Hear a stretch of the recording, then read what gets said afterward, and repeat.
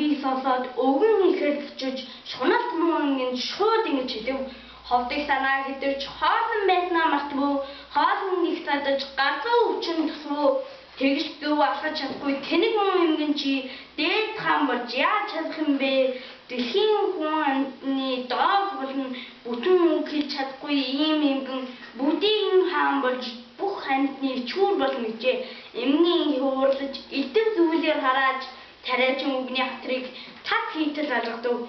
Сүрхий янзаар харж зүрдүүлж байгаа тушаав тайж ядгуурт миний таалж тушаал хоёрыг тэнэг зөнөг өвгөн чи дөрчиж болдог юм уу? Дуртай дургүйч асуугаагүй тушаал байн чам дуугүй явахгүй бол чирээ явуулна гэжээ.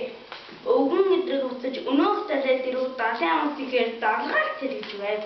Алхан загтыг дуудаж явдал уучраа хэлв. Уршигт мөмигэн өөрлөд загнаад урахгүй харт тариачин нарт байгаад ханжлагад тайж болох юм.